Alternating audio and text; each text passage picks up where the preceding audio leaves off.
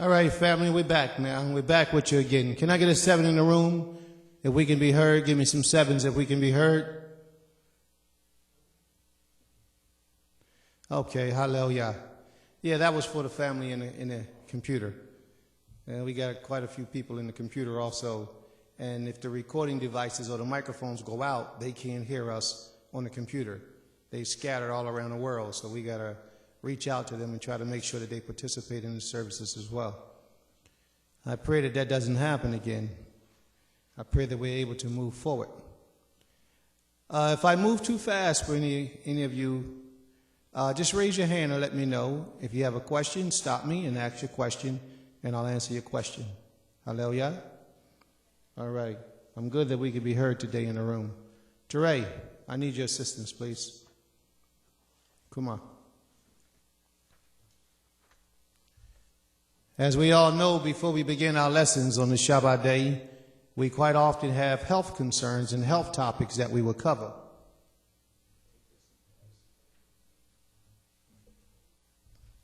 So we have a few things that we would like to have read today. One thing is about toxic chemicals in a lot of the products that we use, household products, and how dangerous they are and some of the levels of toxicity that they contain. Hallelujah. Some of the ideals that I would like for us to keep in mind on this day that I try to go over every Shabbat day so that we will be mindful of some of the things and activities that we should be meditating on and keeping in our mind daily and focusing on that we might be able to change our ways and better our relationship with the Creator is some of these. Our minds must become free, and the foods we eat and the medicine we intake often affect our thoughts.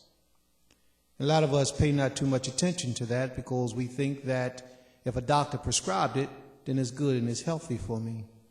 If I had been eating this food all of my life, then it's good and it's healthy for me. Be mindful that a lot of the foods that we eat are not good for us. A lot of the medication that we take is not good for us. Do your research on anything that you put and intake into your body.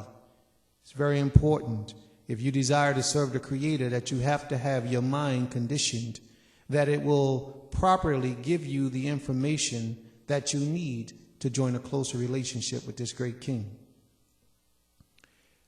Keep in mind, family, that more women under 40 are dying every day of heart disease due to clogged arteries.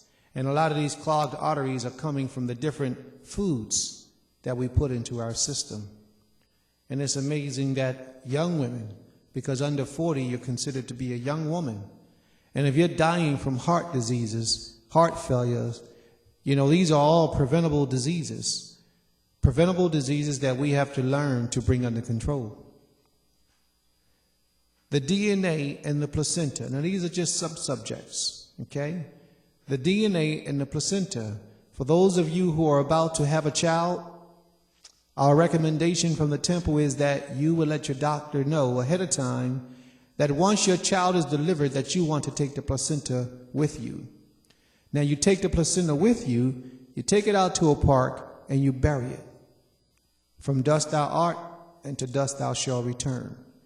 Because what they do is they take a portion of your placenta and they create or formulate biological warfare. Let alone the portions of your placenta that they take and put into chemicals and make different cosmetic products. Some of it they even feed back to you in a lot of the foods that you eat. Human body parts. So take your placenta and bury your placenta of your child. The biological chemical warfare portion that they do is this. They will take the placenta and they will take it into the laboratory and run genetic tests on the placenta. You know that the DNA, the molecular structure of the child, is considered to be a DNA. The DNA is found inside the placenta the same as it is inside the body of a child.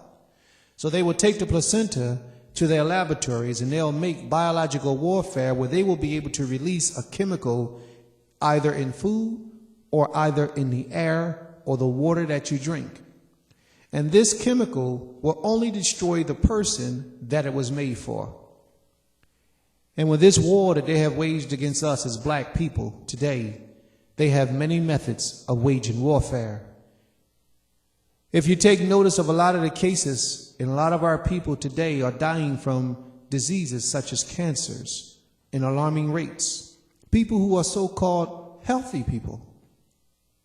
A lot of this is because of the genetic warfare that's being waged against us, because the earth is overpopulated. They find ways to destroy us and cause us to go mad. So you can understand these things or accept these things if you choose, but these things are a definite fact. Breast cancer has been linked to the daily diet of a woman. Recent studies have proven that soy products help to prevent cancer in women. Soy products help to prevent cancer, especially breast cancer, in women. But too much soy will work against you, be it male or female. If you eat too much soy products, it'll work against you. Okay, so proper balance is what's needed here. Land is always the utmost importance with the Israelite people. If any of us have land, call the temple and give some information if you will be willing to donate your land. And if it wasn't the Shabbat day, I would mention other things. But if you'd be willing to donate your land to the temple, to the cause of these people, call the temple or go visit the website www.templekifarim.org or www.templekifarim.com. And on www.templekifarim.com, you can go there and you can view the live Shabbat service through the website. It's a switch in there that says live Shabbat service. You have to download the recorder and you can watch it live. We have a building here. This is another portion that we have to mention, because in our understandings and how an Israelite nation is supposed to rise and become self-sufficient means that they have to generate ways of income for themselves. When you start speaking about going against the set up and established social system that we have in our midst today, you have to be self-sufficient or else you will go under. A lot of our people today, we speak bad about this social system or this government, but in essence, we rely more on this government than we do the creator of heaven and earth. So we as a Israelite people, we must begin to focus our attentions back to the creator. And the only way that we can focus our attention back to the creator is to begin to do for ourselves as a people. And we haven't been doing for ourselves in such a long time. We have a building that we're trying to establish as a supermarket at 34th and Allegheny. It's a 60-foot by 40-foot building. It will be a small supermarket, but it will be something good for us that we can buy all natural products from. Whole foods, earthly foods, good, clean foods that we can eat, and it will be ours. We have established a building in North Philadelphia that we're putting together now to educate our children. It's a school for the children from grades pre-K until the 6th grade. The building should be up and running by the end of next month. It should be up and running. So we're doing a lot here with the very few people that we have here at Temple Kifarim. The more people that are willing to help and to participate, the better it is for us, the quicker we will grow, the quicker we develop, and the easier it will be for us to help our people, because that's what the Father has said for us to do today. 33 million AIDS cases are known today. 85% of Africans are affected with the virus. 6,000 new cases every day. These are just some things that we have to be mindful of, family. We haven't begun our lesson for the day, but these are just some things that we should be mindful of as we go about our days throughout the week. Do not cooperate with forces that are against you to do you harm. Do not cooperate with forces that are against you to do you harm. Black Friday, we quite often hear that we're poor, we're broke, we don't have any money, it's very difficult to do certain things. But this past Black Friday, in the black communities, we spent $10 billion as a people this last Black Friday, but we're the richest, poorest people on the earth. We always crying broke. Anytime an Israelite movement takes place or comes into effect, we don't want to support it. We don't want to give it any attention. We don't even think twice about it. We walk away from it. But then oftentimes we claim we don't have any money to give to this cause, whether we're going to support it or not. And what happens is things like Black Friday or Christmas or somebody's birthday will come around, and we give all this support and time to promoting their system, but we're actually not giving anything to promote anything good for our children and for our families, because that's what it's really about. One of the problems in Israel today, and we all know the problems, we're going to get with some good stuff in a minute, but we all know the problems, but one of the main problems that we have is unity. It's very difficult for a black man to get any substantial unity in Israel today.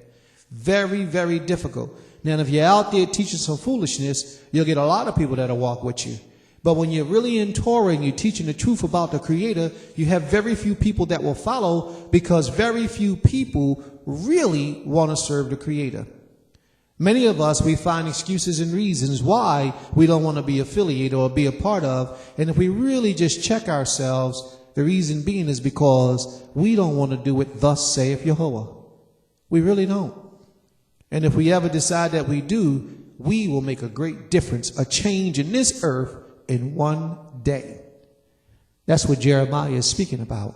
It's about a nation being born in one day. We can do that. We just have to come together and unify and put our resources together to make a difference for our people.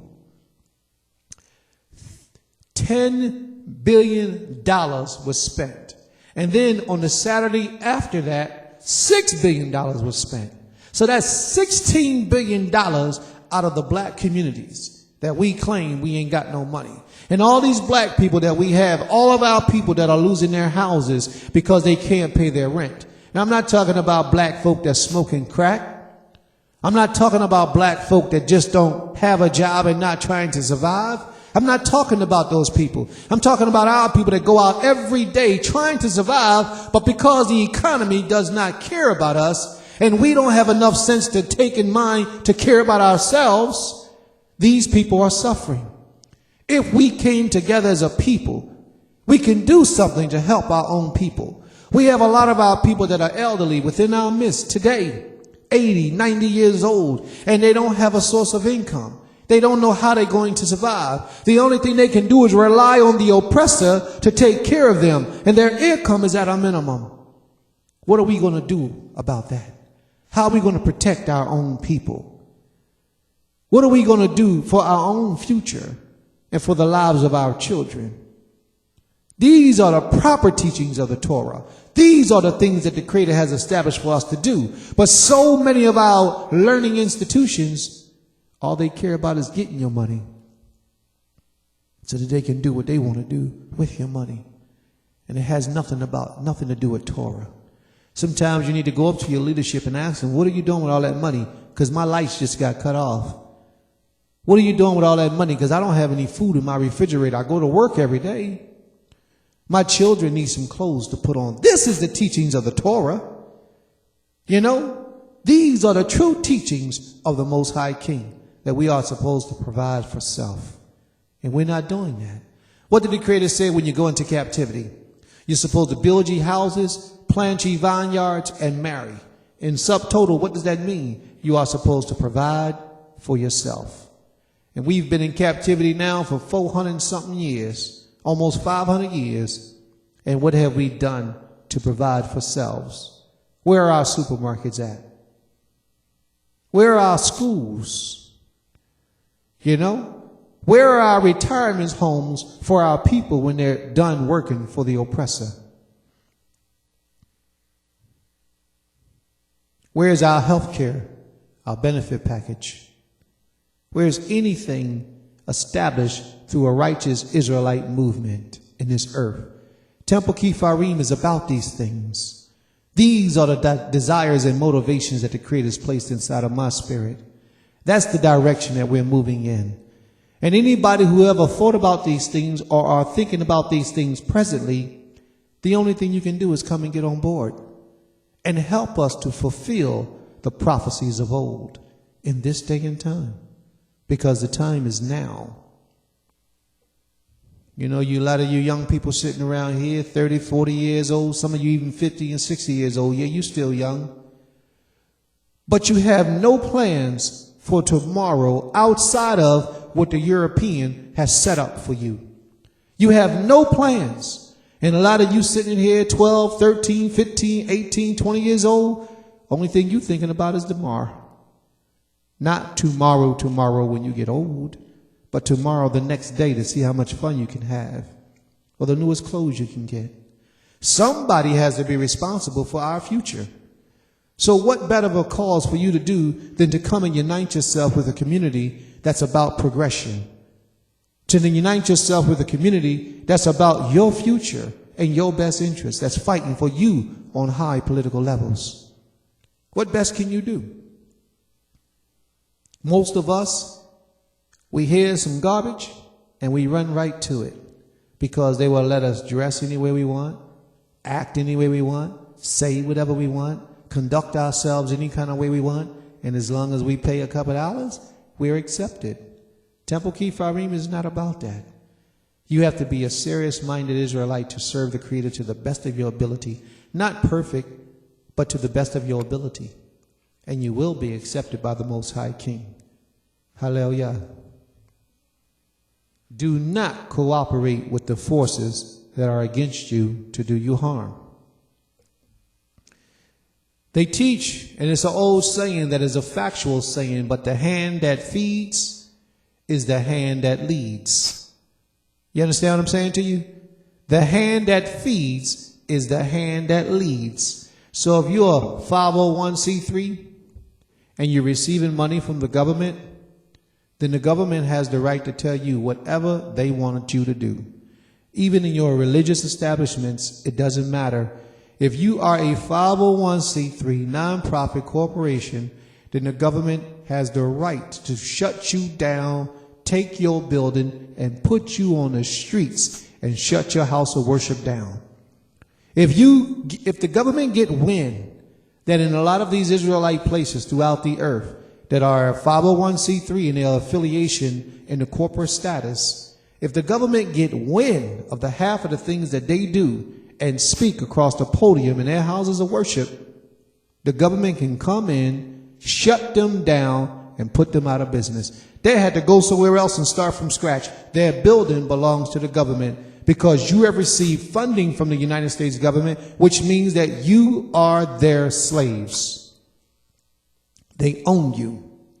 This is why we're not a 501c3, because we believe in real democracy for the people and by the people. We refuse to accept a 501c3 because we're here for you, Israel. This is what we're here for, the people. Now, the people has to want to be here for themselves.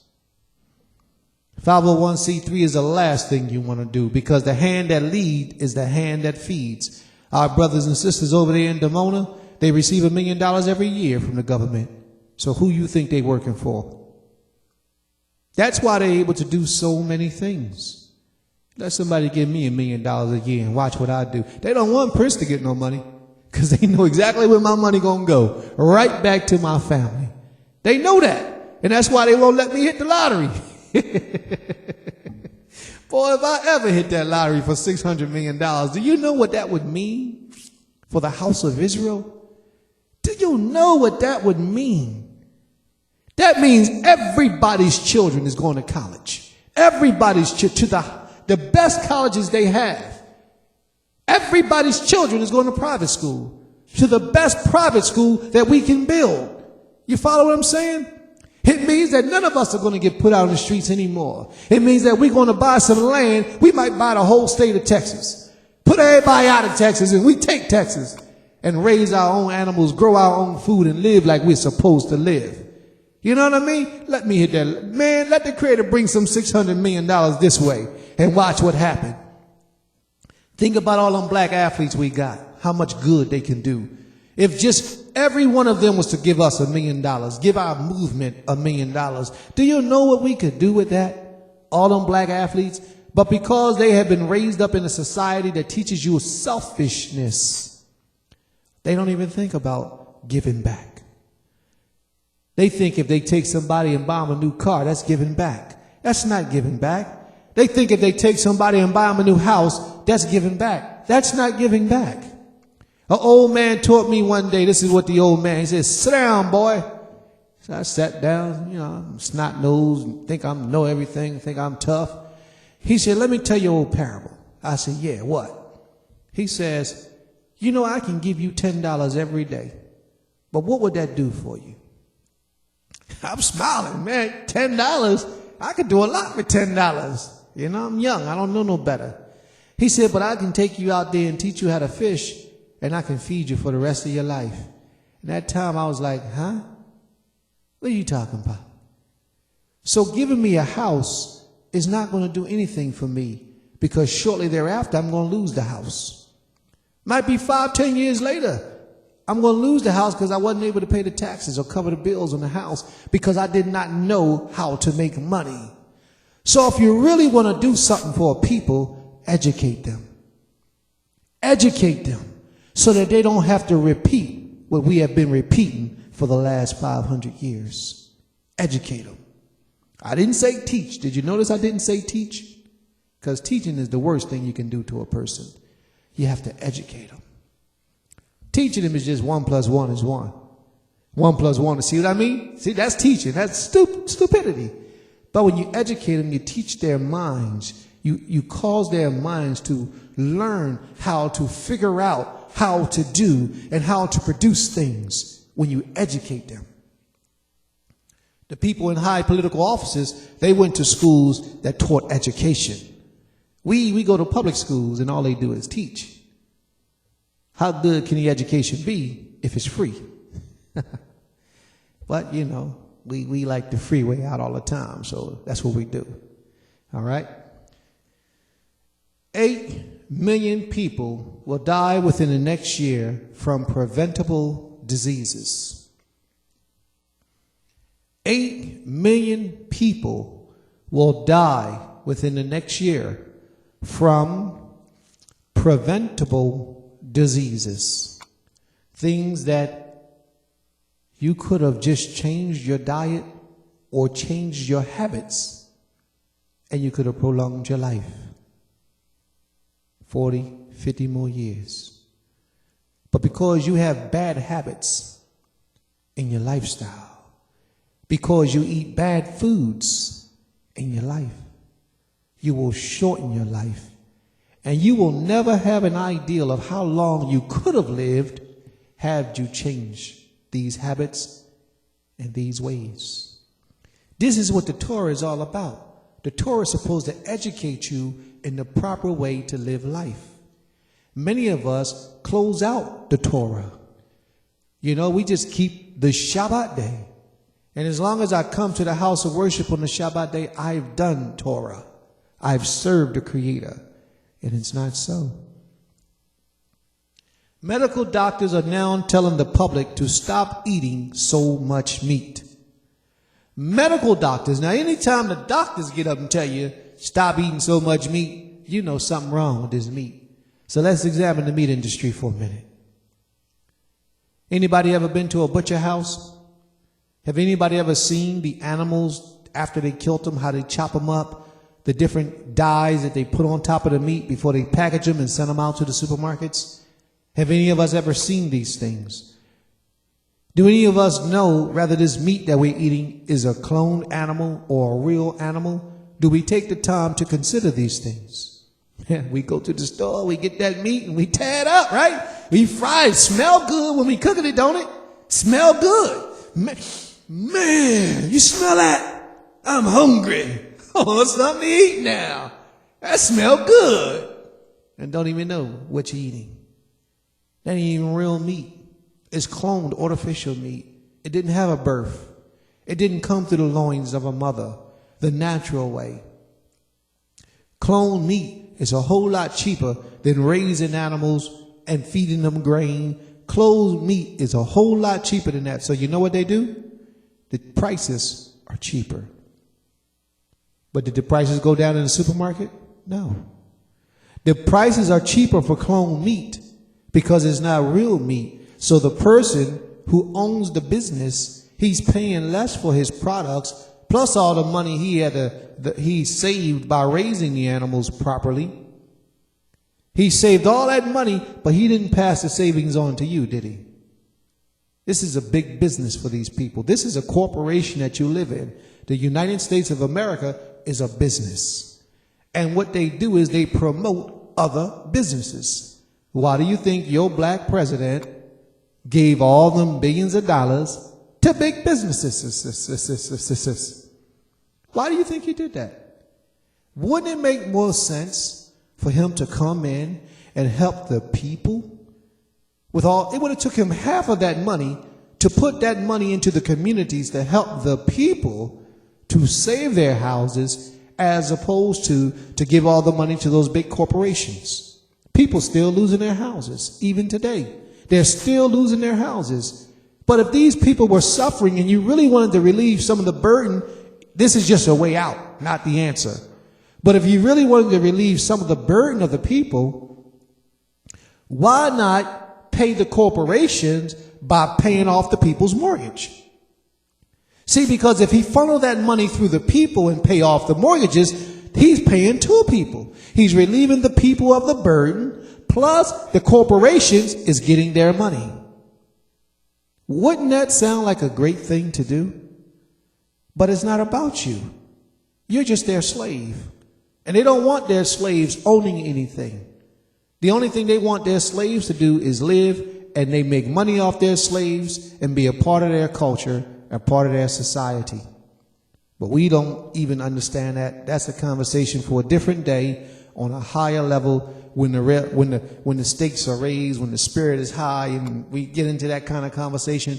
But today, we're going to talk about the Shabbat day, the proper methods of keeping the Shabbat day holy. That's what today's discussion is going to be about. Hallelujah. So Teray, are you ready, Teray? All right, rise, please. We're going to read to you a little bit about the toxic chemicals found inside of cleaning products and household products and how it destroys your lungs. You know, just about maybe 5 years ago, I had a young sister, one of my brothers who used to be here at the temple, his mother, his Ima, she passed away. And I mean, to watch her and to witness the way that she passed away was a horrible thing. She could barely walk up a flight of steps without getting out of breath. She was attached to this machine where she had to breathe in oxygen because her lungs were scarred. Because the job where she worked, she was a cleaning lady. She used to work in office buildings and schools, cleaning these places. And the many chemicals that she used, she would breathe them in daily. They scarred her lung tissues, thereby causing all types of infections inside of her. And she died, I believe, like within a matter of 2 years of being diagnosed. But the suffering that she experienced on that time was horrific. It was horrific, the suffering that she endured. She left behind 3 children. 2 of her children was young at the time. And I don't even know where they are now. It's just terrible. She did have a husband. I seen him the other day. But it's horrible. All right? So, Teray, we'd like to get started with you. Read on, please.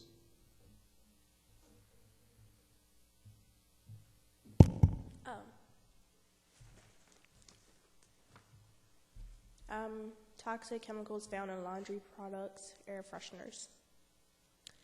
A study of top-selling laundry products and air fresheners found the products emitted dozens of different chemicals. All 6 products tested gave off at least one chemical regulated as toxic or hazardous under federal law, but none of these chemicals was listed on the product's labels.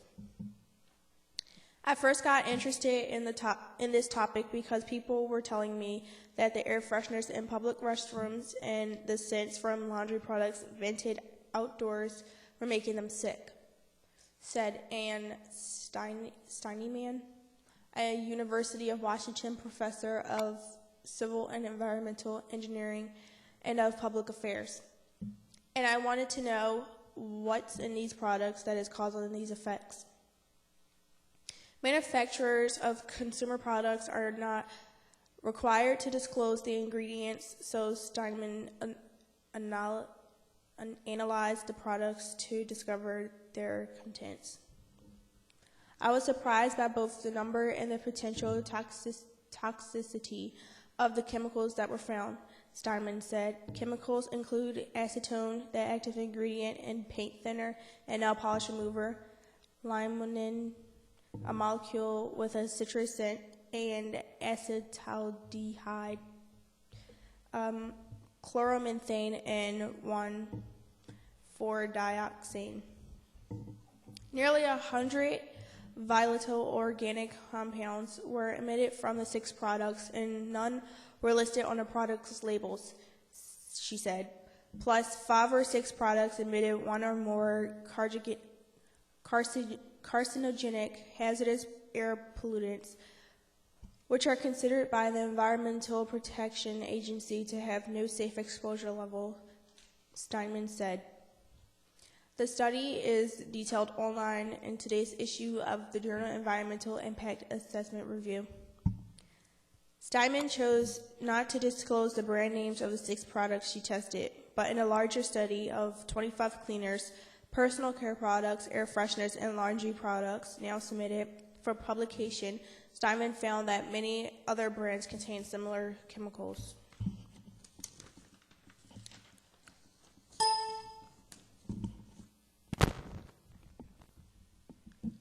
Steinman studied 3 common air fresheners, a solid deodorized disc, a liquid spray, and a plug-in oil.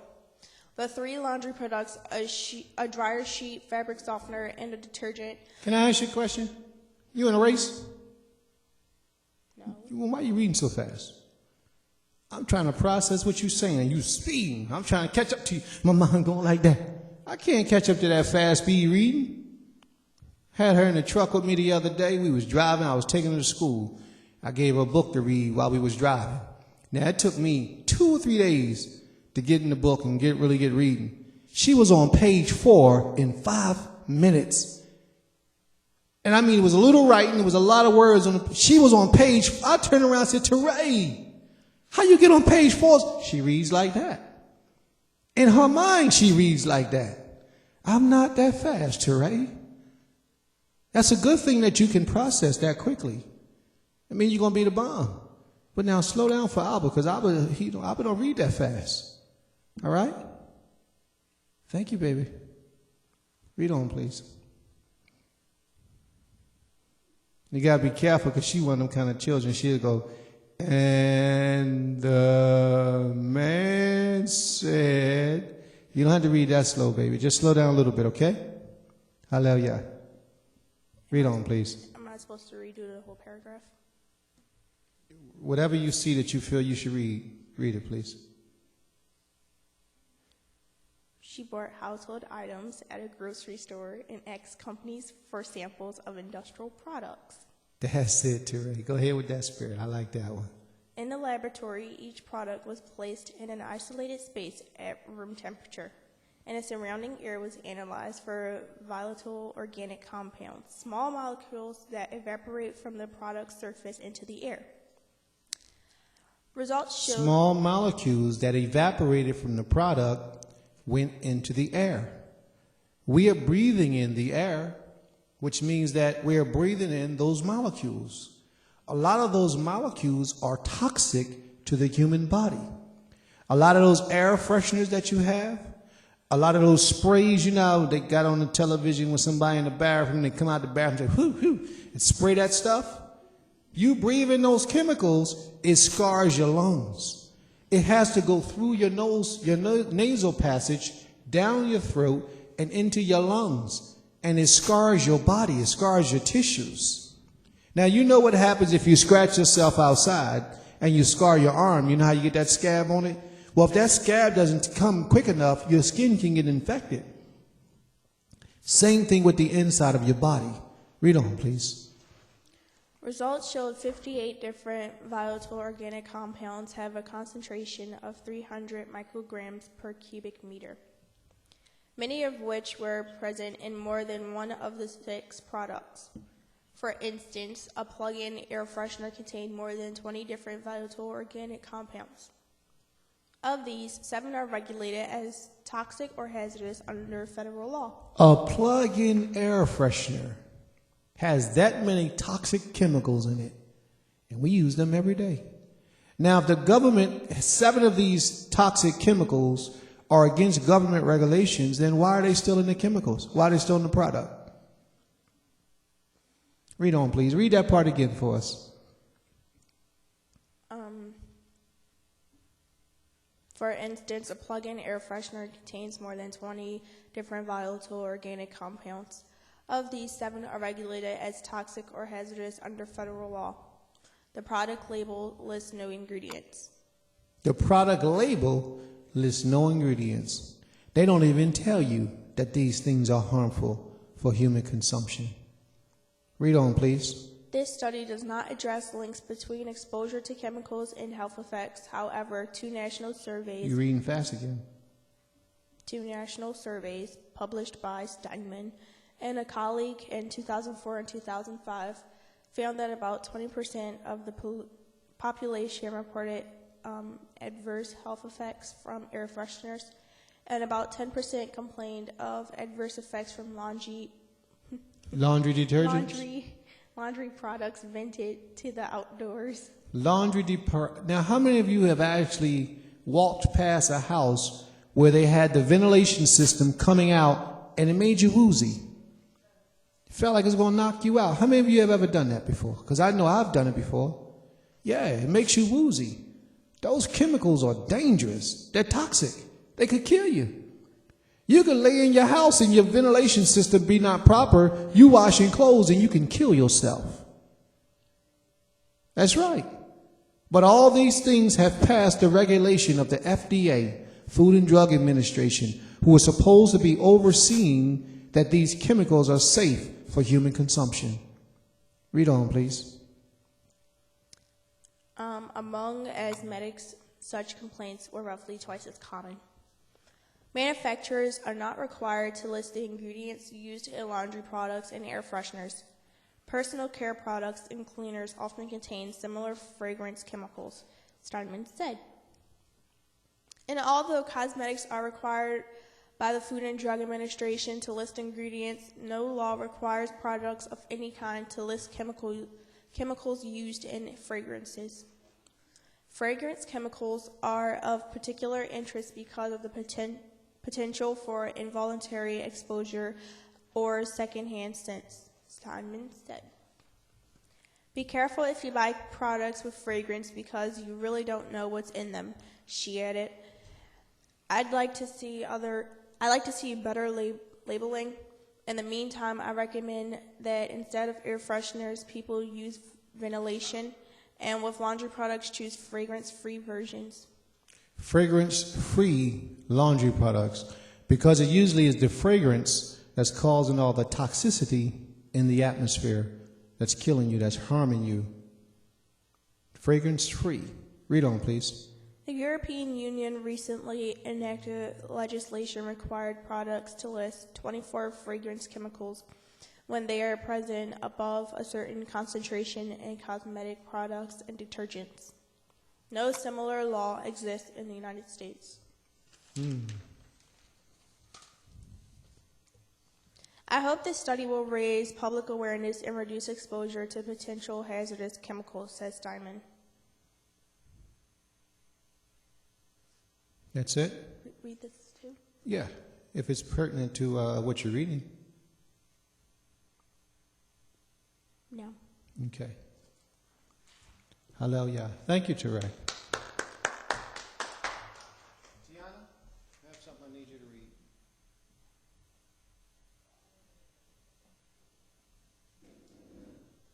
Thank you, Teray. Very good readings. So, family, you got to be careful of the types of things that you allow into your system.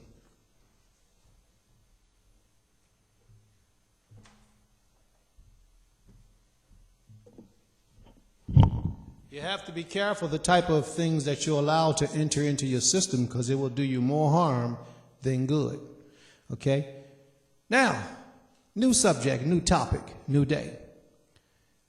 Now, how many of us are aware of the Holocaust that took place with the Europeans?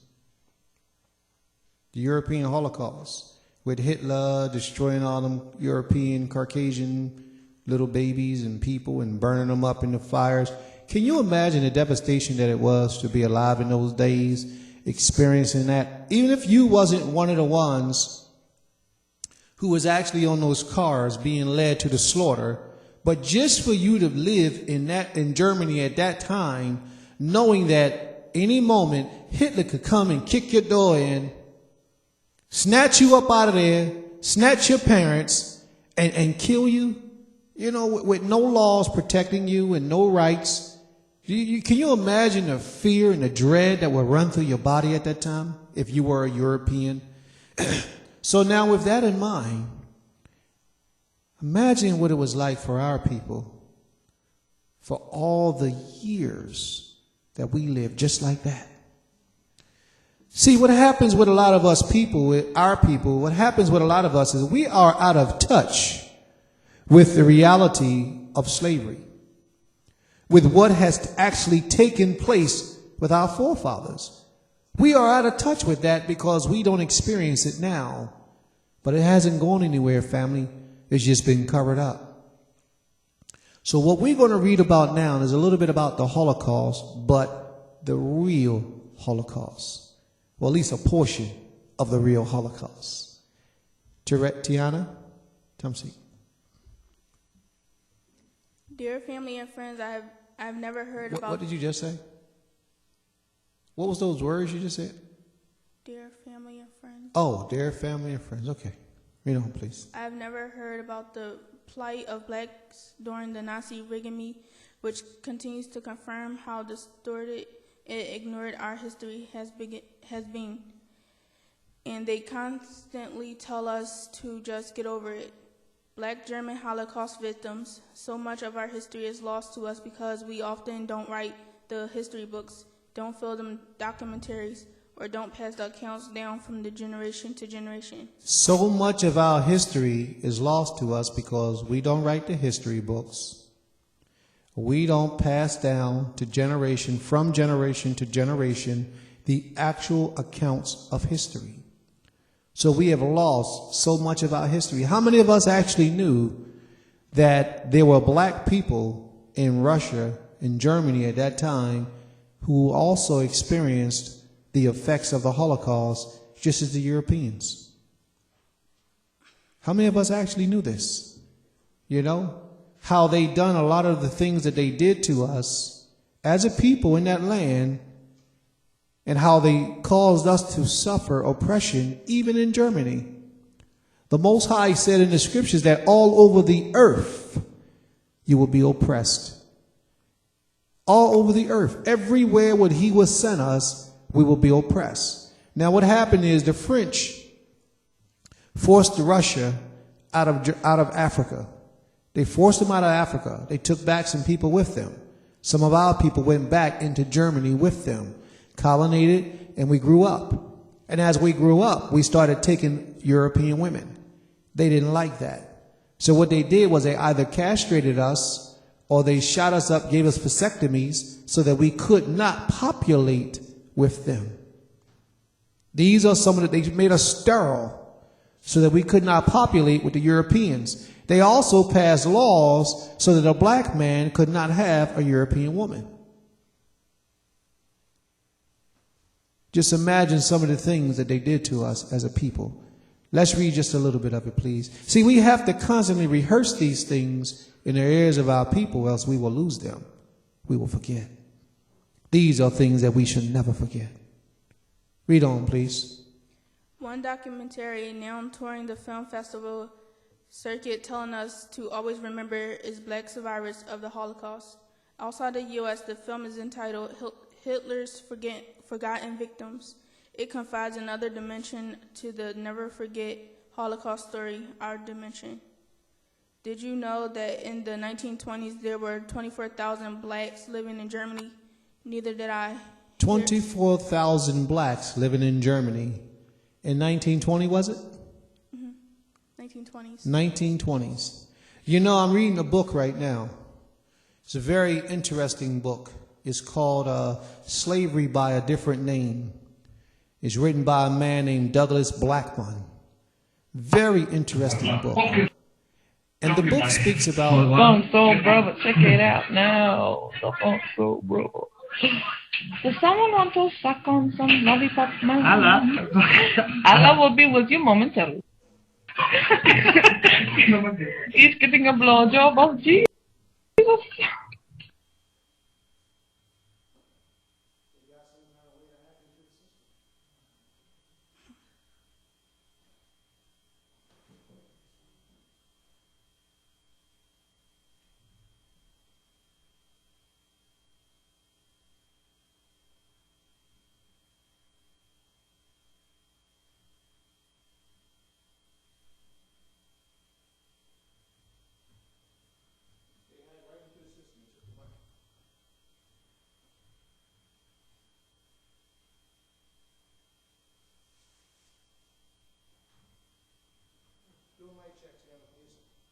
Mic check.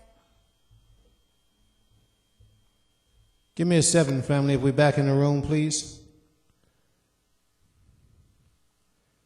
Give me a 7 if we can be heard, family.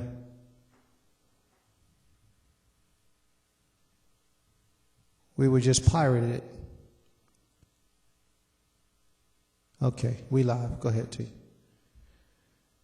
Oh, the book that I was speaking about was by Douglas Blackmun. And this book was speaking about a man in 1908 in Alabama who was arrested. Now, this was after slavery was abolished. This man was arrested for vagrancy, which means you don't got a job, just sitting around doing nothing. They arrested him, locked him up, and the police officers took him and sold him to a steel manufacturing, leased him out to a steel manufacturing company. His sentence originally was for 6 months, which turned into 3 years of hard labor for vagrancy. He didn't get paid a dime for it. Is that slavery or what? Now, slavery was over. Slavery was abolished back in 1863. Is that slavery or what? These are laws that this government has in place on their record books today. Do you know that you could still be locked up for that same thing today? Do you know that every 15 years there's a law, there's a bill that the president has to sign to keep us as free people every 15 years in the United States? And if he refuses to sign it, you immediately go back into slavery. Immediately. Read on, please, and tell us a little bit more about that Holocaust, please. We're going to give it to you on every level. This is how we do it, because we believe in educating our people. Read on, please. Here's how it happened and how many of them were eventually caught unawares by the event of the Holocaust. Like most West European nations, Germany established colonies in Africa in the late 1800s in what later became Togo. Germany established colonies in the late 1800s, which eventually became named Togo. What happened? Cameroon, Namibia, and Tanzania. German genetic experiments began there, most notably involving prisoners taken from the 1904 Herero massacre that left 60,000 Africans dead. Did you hear what she said? Did you hear what she just read? The Nazis, the Germans, would run chemicals or tests, biological tests, in their laboratories on the remaining people who survived the war that left over 60,000, what was it, 60,000 black people dead? Mm-hmm. Those who survived, they would run biological tests on them. What kind of tests you think they was running? We are the most studied people on the planet Earth. Everybody wants to run tests on us, experiment with us, study us. Why? Read on, please. Following a 4-year revolt against German colonization, after after the shellacking Germany received in World War I, it was stripped of its African colonies in 1918. As a spoil of war, the French were allowed to accompany German in the Rhineland, a bitter piece of real estate that has gone back and forth between the two nations for centuries. The French willfully deployed their own colonized African soldiers as their accompanying force. Germans viewed this as the final insult of World War I, and soon thereafter, 92% of them voted in the Nazi Party. Hundreds of the African Rhineland-based soldiers intermarried with German women and raised their children as black Germans. In Mein Kampf, Hitler wrote about his plans for these Rhineland bastards. What they call us? When he came to power, one of his first directives was aimed at these mixed-race children. Underscoring Hitler's obsession with racial purity, by 1937, every identified mixed-race child in the Rhineland have been forcibly sterilized in order to prevent further race polluting, as Hitler termed it. Every one of the children that they would see. Now, in America, they call them Mulanos. Mulanos mean that you're mixed. You're mother and father of two different ethnicities or nationalities. Over there in Germany, they called you a bastard. That's what they called you. And what Hitler did was, Hitler would send out his troops to go around knocking on doors, kicking down doors, going in schools, going in playgrounds, snatching up your children. Now remember, because they was back in Africa running experiments on us in 1920. Actually, that was the 1800s. The Germans started way back then running experiments on our people in Africa, in the Rhinelands. So now what happened was, from that time up until the time of Hitler, which is the 1930s, 1940s, when he rose to power, our people lived in Germany. And by 1920, there was 24,000 of us in Germany. But now when Hitler took power, Hitler said that he's going to have a pure race, a pure breed. And you know how white women feel about black men. Hitler wasn't having that. So the product of a white woman with a black man, the product of that relationship, Hitler would search them out, sterilize them so they couldn't breed. Isn't that something? You had no right. You know what I'm saying? You couldn't speak up for yourself as a black man.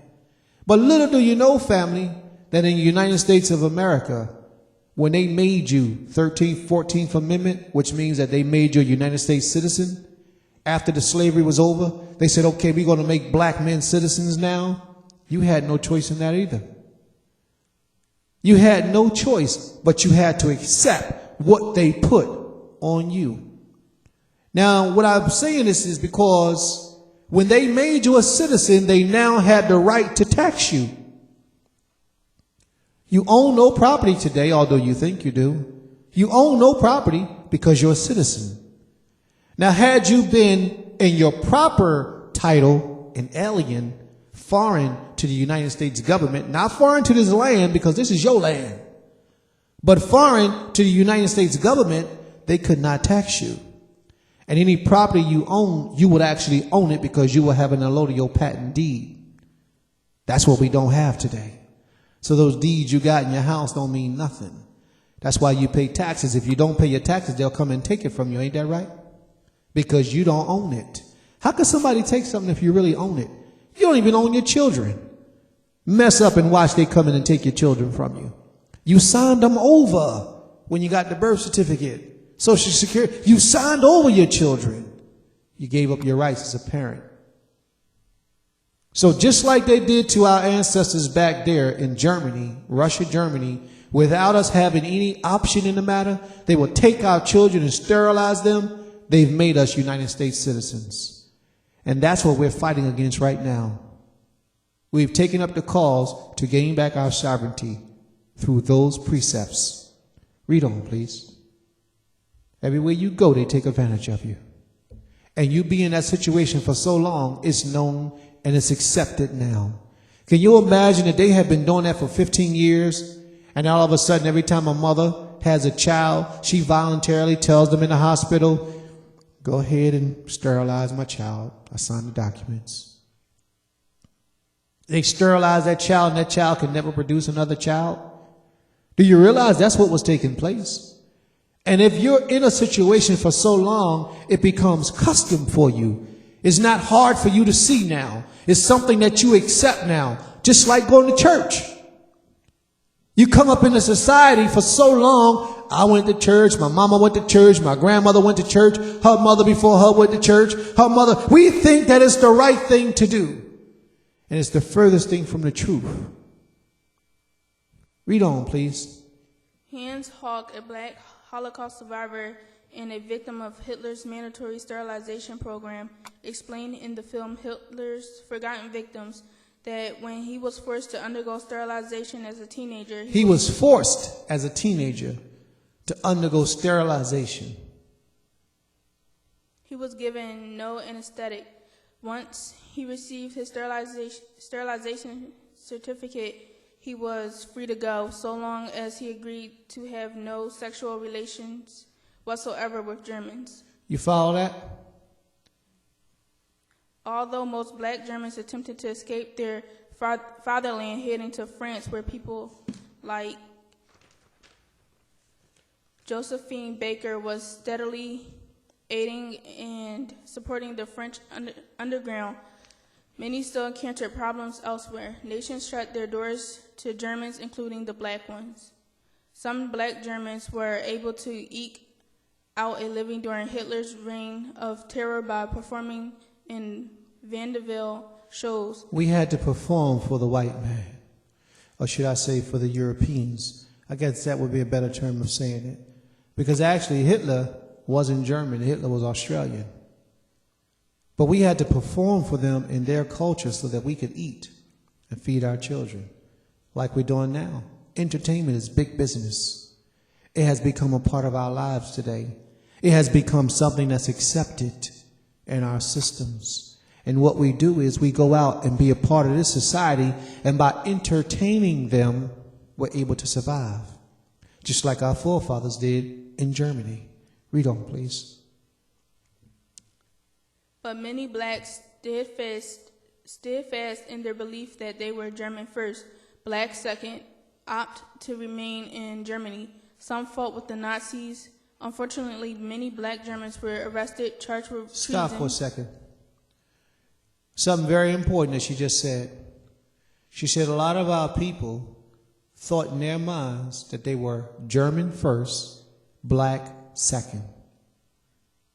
And they chose to remain in Germany. That shows you the vast mind manipulation that takes place in our people. They were German first and black second. So this is our homeland. We're going to stay here. The Most High says in the scriptures, Deuteronomy the 28th chapter, that I will smite you with blindness and madness. Read on, please. Unfortunately, many black Germans were arrested, charged with treason, and shipped in cattle cars to concentration camps. Say that again. Many black Germans were arrested, charged with treason, and shipped in cattle cars to concentration camps. You see that? Everywhere on the earth, you should be sold into slavery. You should be treated like cattle. Even here in America, the same thing took place. Read on, please. Often these trains were so packed with people and equipped with no bathroom facilities or food that after a 4-day journey, boxcar doors were opened to piles of the dead and dying. You know why the boxcars was filled up with dead and dying? In Germany, it's cold, freezing cold. Boxcars don't normally have heat. They packed us up in these boxcars, infested with disease, on a 4-day journey. No bathroom facilities. You couldn't bathe. And if you had to defecate, they were so packed that you had to defecate right where you were standing at. Maggots and everything was a part of that journey for those 4 days. You stepping in human feces. The smell is horrendous and atrocious. These are the things that our forefathers have experienced. But we live in good old America right now today. You know, it wasn't me. I ain't see that. Didn't happen to me. Why you keep bringing up that black history stuff? Do you know that every 15 years, if the president does not sign the bill to keep you, the black man, free in this country, slavery all over again? And you wonder why we keep bringing up this black history stuff. Because it's about our black people who has been cursed by their power. And their power is constantly asking them, return unto me. And we keep saying, I don't want to. We love the beast. And the beast is our lover. And that's where we want to be, with the beast. You ask the average Israelite man out there on the streets, what's your nationality? And if he even know what the name nationality means, he'll say, oh, I'm Afro-American. Or if he try to get indignant, he want to show off a little bit and show he know a little bit of something, he going to say, I'm African. Ask them. See what they say. At one point, we was calling ourselves German. Do you know that German was almost the language of America? Imagine if it was. We would be calling ourselves German, thinking that we were Germans here. Just like in Germany, our ancestors called themselves German first, then black. Read on, please. Once inside the concentration camps, blacks were given the worst jobs conceivable.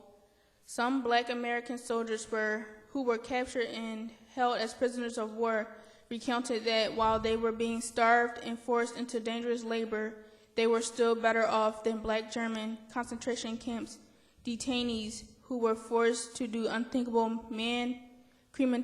crematoriums and work in labs where genetic experiments were being conducted. As a final sacrifice, these blacks were killed every 3 months so that they would never be able to reveal the inner workings of the final solution. They was killing our people every 3 months so that we couldn't reveal to the world what they were doing to us.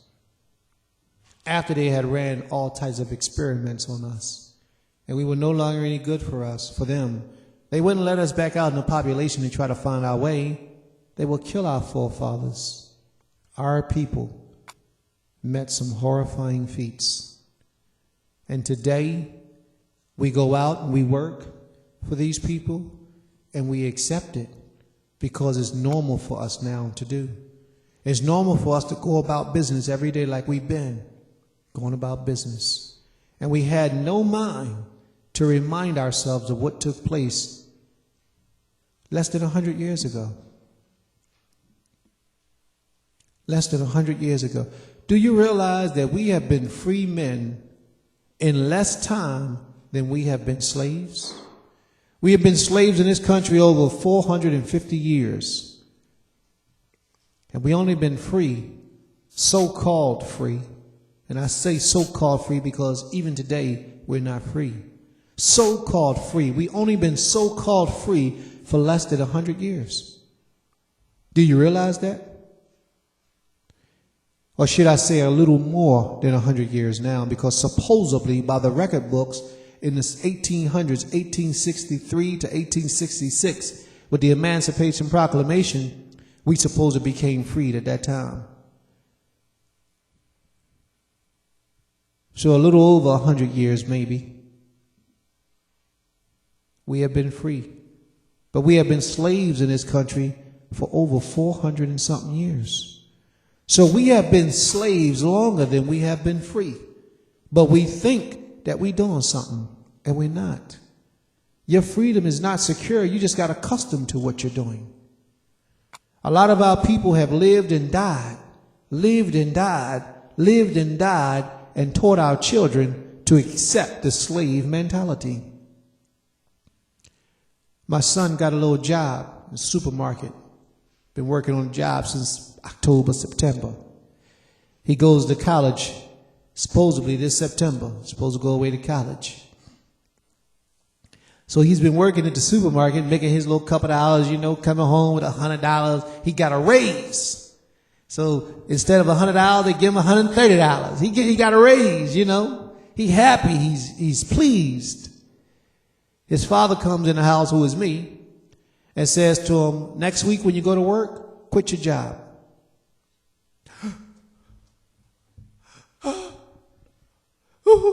What? He probably upset with me now. What? I gotta quit. He sound like a lawyer. He sound like a lawyer telling me all the reasons why he ain't gotta quit. He's learned enough working for them. Now I have to train him to be self-sufficient. I went out the other day and bought him a lawnmower, a driving lawnmower, and he's going in the lawnmowing business till he leaves to go to college. I raised him, teaching him how to cut grass. Every Sunday morning when I would get up, and over the summer when he was out, we would go out, we would make our money cutting grass. It's now time that he takes that wisdom that he learned and apply it for self.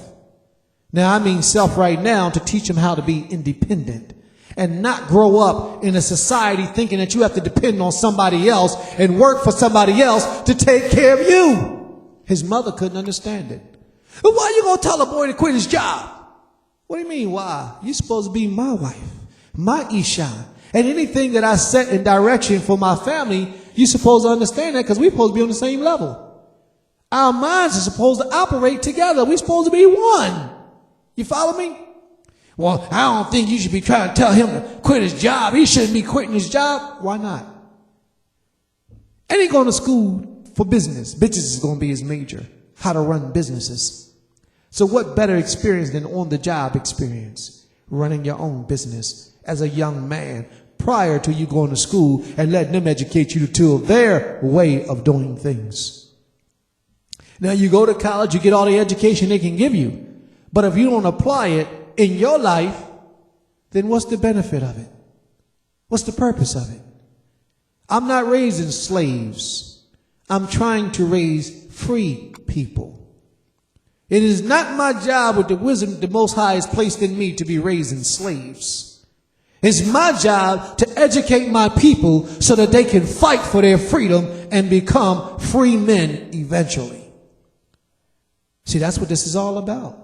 Now, if I was just one of those people who get up and talk just so people will give me their money, then I'll let my son go on. But I have to live what I teach. I have to live what I teach. If I tell you not to violate the Shabbat, then I myself should not be violating the Shabbat. If I'm sitting here teaching the family that you have to gain your own independence to be a free man, then you should be doing this, but at the same time, I should be demonstrating this through my actions and not just through my words. You follow me? So I told the boy to quit. Quit. Now, if he want to go to work for somebody, go to work for a black man himself. At this time, that's the education that he needs. I started working for myself when I was 12, 13 years old, cutting grass. And I know the kind of money that's out there that he can get to survive, to make a living from. I told him, hire 3 guys in the neighborhood, his little friends. I'll put up the money. Just hire them. Give them $30 a day. Keep a record, get a book and keep a record of everybody's house you go to that you cut, so that you can get them in the next 2 weeks you go back. You see, we got to teach our children this, because if we don't teach them, the people, the oppressor, got something else for them. I got a little truck out the back of my house that we used to cut grass in, a little white truck, been sitting in the back of my house for about 4 years, don't even run. But it's getting fixed now because he's going to drive it. On the 30th of this month, he go get his driver's license. He's going to drive that little white truck. He's going to drive those lawnmowers that I gave him, or he going to walk around with them, but he going to cut grass. And he going to learn what it's all about to take care of self. As a young man, we have to learn this so that when we become men, we know how to take care and provide for families and eventually provide for nations. We got to start somewhere. And we all have to begin by starting with ourselves. Read on, please. In every story of black oppression, no matter how we were enslaved, shackled, or beaten, we always found a way to survive and to rescue others. As a case in point, consider Johnny Vost, a Belgian resistance fighter who was arrested in 1942 for alleged sabotage and then shipped to Dachau. One of his jobs was stacking vitamin crates. Risking his own life, he distributed hundreds of vitamins to Camp Dantonese, which saved the lives of many who were starving, weak, and ill. Conditions exhibited by extreme vitamin deficiencies. His motto was, "No, you can't have my life. I will fight for it." According to SS University, Delors Constantine Sims, there were black Germans who resisted Nazi Germany, such as Larry Giles, who founded the Northwest Rand, an organization of entertainers that fought the Nazis in his hometown of Dusseldorf, and who was murdered by the SS in 1933, the year that Hitler came into power. Little information remains. 1933. Little information remains about the numbers of black Germans held in the camps or killed under Nazi regime. Some victims of the Nazi sterilization project and black survivors of the Holocaust are still alive and telling their story in films such as Black Survivors of the Nazi Holocaust. But they must also speak out for justice, not just history. Unlike Jews, black Germans received no war reparations because their German citizenship was revoked.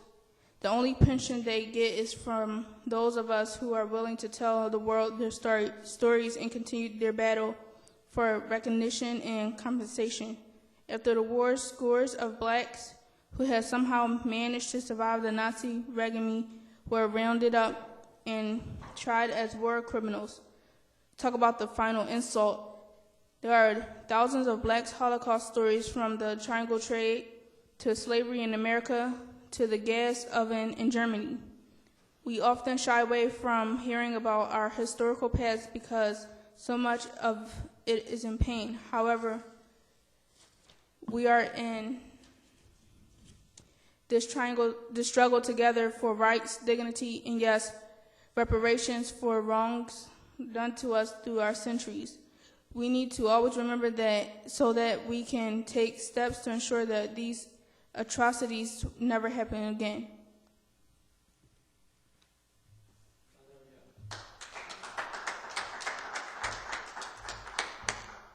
You see what she said? We need to take preventive measures to make sure that these atrocities never happen again. That's why it's important that we rehearse these things in the ears of our people. This happened so long ago. What makes you think it won't happen again?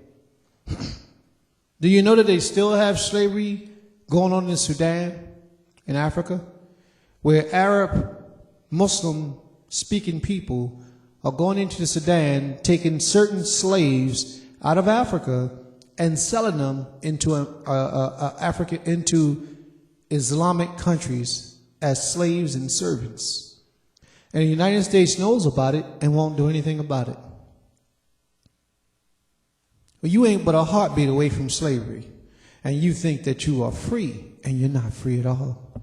You are a slave indeed. You're not free. Hallelujah. All right, family. Are there any questions at this time? Zakim?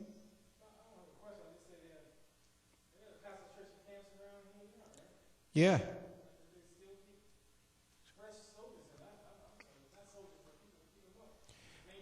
All right, I got a couple things. Zakim, he doesn't want to come to the mic. He says, They have concentration camps here now that they have fresh soldiers in, that they have people to work and to maintain and keep them up. Okay. If you buy a computer, look up Rex 84. Look up King Alfred Plan. Look these things up. Now, these are real contingency programs that the government has in place. Jails are concentration camps within themselves. That's one form of a concentration camp. But on most of these naval bases, if you look around any major city, there's empty naval bases that are, as you said, Zakeem, being kept up. Why would they waste all that time and money keeping those naval bases with those 8 to 12 feet high gates, barbed wire fences with electricity running through them? Why would they go out of their way to keep these places up and running? They have over 10 billion body bags. They're waiting for you to act a fool. Yes, they are. They're waiting for you to act a fool so that they can kill you. They don't care. You know, it's funny, but I'm doing a research where I do so much. I need some help. Somebody help me, please. I'm doing a research right now, and just last night I was reading in my documents about, actually, my son and one of the sons in the back of the room. Did I bring my paper? It speaks about what took place over in New Orleans. Remember what took place in New Orleans when the dam cracked or the waves rose up, whatever they say when they broke the dam? I mean, you know, when we had the flood and our people were scavenging for their lives. How FEMA, the Federal Emergency, what's the rest of it? Medical Act, Federal Emergency, Federal Emergency, I know agency is the last, I don't know. Well, anyway, FEMA should be called schema, but FEMA was there, already established. If a lot of our people, Ima, you may speak. They did a whole lot of stuff to our people. That's right. You take the mic, Ima. You're welcome to take the mic. People need to hear this. What you're sharing with us, people need to hear. Because you may know something that others may not know, and it's good. They can't hear you from down there, Ima. It's okay. Nobody's going to bite you. It's right there.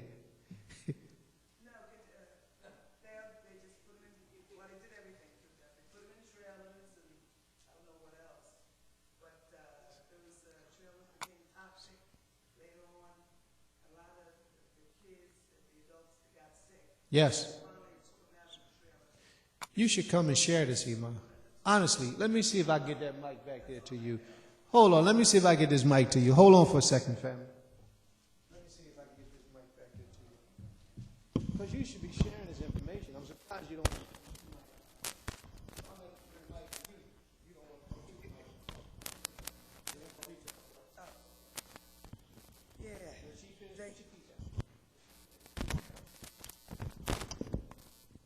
After Katrina, after Katrina happened, they didn't have any people. Do what? You got to move the cord till you hear yourself coming through the speaker. Okay. All right. After Katrina, after the flooding, destruction, people that didn't have any home. And they kept them there for, I don't know how long, for years. Oh, yeah, okay. They put them in trailers. They had no place else to go. And they stayed there for years. It was like, I don't know how long they stayed, but they stayed a few years. And the trailers became toxic, and everybody was getting sick. So they finally took them out of there. So I don't know where they are now. Wow. Yeah. Yeah, and those same toxic trailers that they're taking from FEMA, they're going to take to prisons for the prisoners to use for their wives for visits. Wow. And I just heard that recently. That's a fact. That's what they plan to take those trailers and take it to prison throughout the country and use it for the wives and the for prisoners to conjugal visits.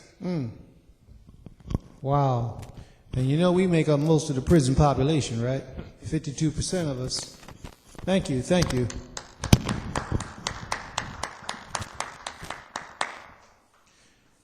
The point I was trying to make is that in New Orleans, when that happened, that a lot of our people were starving, literally starving on the streets in New Orleans.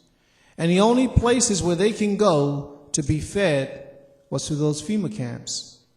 Those FEMA camps was designed, set up, and established by the government. So was the flood. You follow me?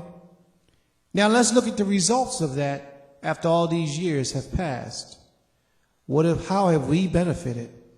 A lot of the people, they call them illegal alien, or let's say they call them, what's that word that you have for refugees? They call them refugees. In the United States, they called our people refugees. They shipped a lot of us out to all, and I say us because they're us. They're our people.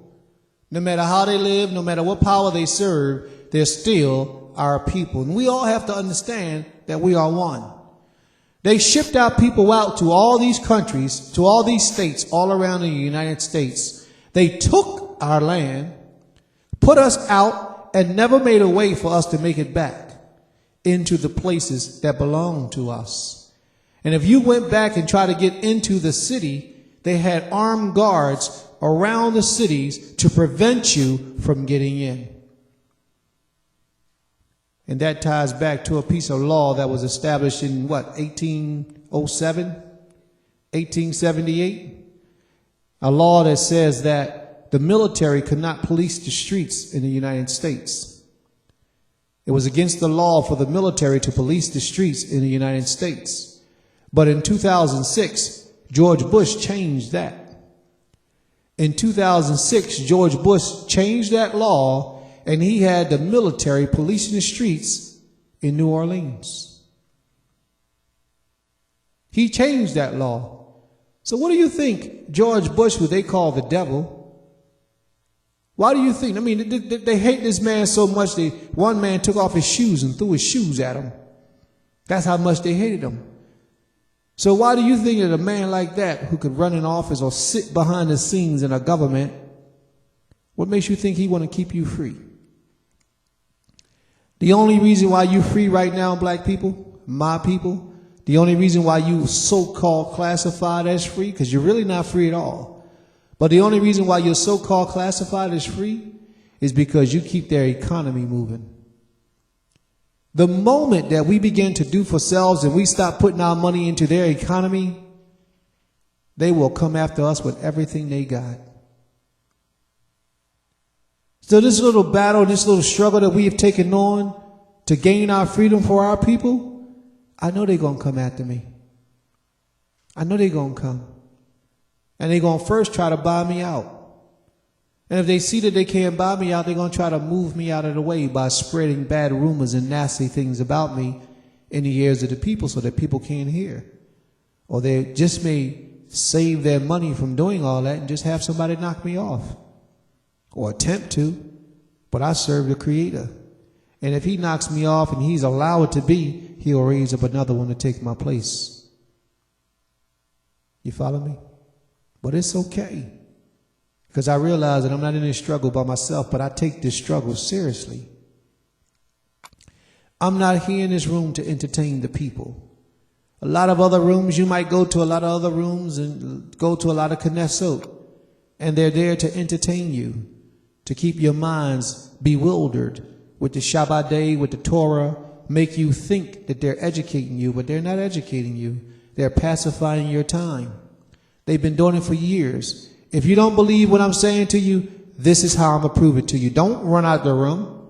Listen to what I'm saying to you. If you need some evidence to prove that the accusations that I'm making are truthful, look at these Israelite houses of worship. Look at all these churches that you got. How long have they been running and established? They go back at least 30 years. Now look at the benefits of our people. How have we improved in the last 30 years? Let's just say the last 10 years. What benefit have we gotten out of all these Knesset that we have established, all these churches that's up and running? How have it profited or benefited our people? I'm the only one talking this talk. Nobody else don't care. Nobody wants your situation to change. They want you to continue to play church. That's it. So that they can get a big building. I'm not talking about no building. We passed that point. I'm talking about some land. So we can get some freedom, some food, some rights as a black people.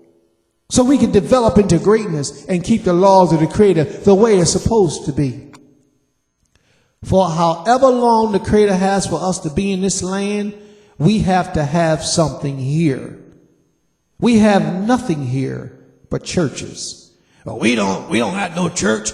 This is the synagogue, or this is the house of worship, or the temple, or the whatever you want to call it. It's a church. Doesn't matter, because churches pimp the people, and that's all you've been doing. For the last 5, 10, 15, 20, or 30 years, you've been pimping the people. You haven't sent nobody nowhere to be educated on nothing. All the money that funnels through these places, we ought to have something great right now. And as soon as somebody come up with an ideal, like the thing that they have out right now, and trying to put together this Day of Atonement where we can go, it's not really the Day of Atonement, but it's a day of remembrance where we can go out and cry out to the Most High in Jamestown, Virginia. September the 18th. You know how many people are against that? Why? Nothing is being done, but they'll find reasons to be angry with it and try to stop it and try to discourage others from helping and being a part of it. Because we have been perpetuating our own destruction for so long. We will find reasons not to help ourselves. And it has to stop. I don't know anybody come out here talking like this, trying to do these things that we're trying to do here. I don't know anybody. Most of the places I know, they 501c3s, they are afraid to open their mouths, and they work for this government. Although they may not tell you, that's what they're doing. They're not going to tell you the truth. They're going to keep feeding you things, they're going to keep giving you good lessons. A lot of them get up in there and speak fluent Hebrew. But what their whole agenda is all about is to keep you serving them. Which means you keep that money funneling through to the house of worship, and we cool. That's it. And that's not what it's about. Nothing is being done for our people. We don't own nothing. We don't have no schools. The knowledge of a Hebrew Israelite has been in the United States of America since the 1800s. It has started here in America that we can keep a record of in the late 1890s. Okay? Since then, what have we accomplished other than book knowledge? Oh, we got some scholars, but we might as well not have any because they're not doing anything for the people. We got some people that can entertain you through a good worship service and get up and talk a lot of good stuff, but let you really need them. Let somebody beat you up when you're getting out of your car. Let the police jump on you and attack you and almost kill you and put you in the hospital. What do you think your leadership is going to do? They're going to talk tough for a minute, but they're really not going to help you because they don't know how to. They can't help themselves. The reason why they can't help themselves is because we have no unity. That's something you got to watch in the Malcolm X movie. Remember that movie, Malcolm X, when it came out?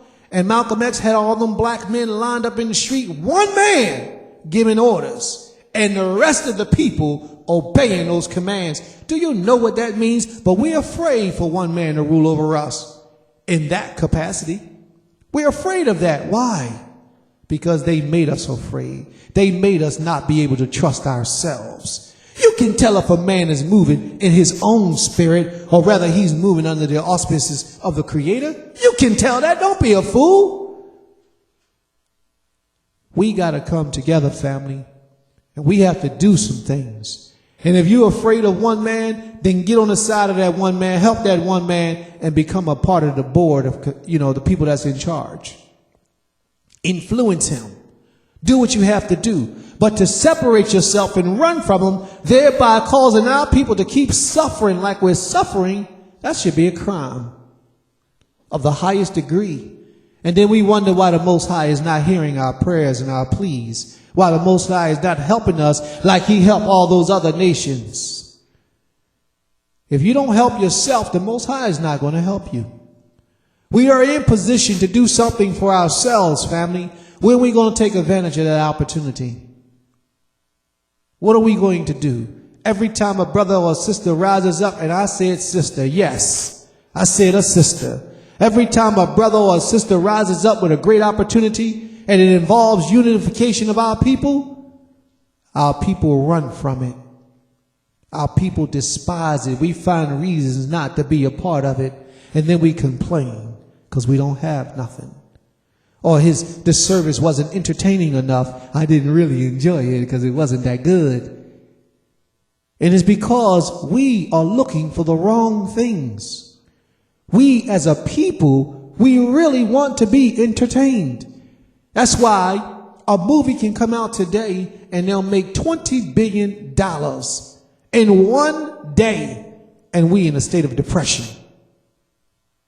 A movie, an entertainment, one day make $20 billion. Do you imagine what can happen if we got every Israelite that knew he was an Israelite to send $1 for the cause? Do you know the effects that we could do? But he'll find a reason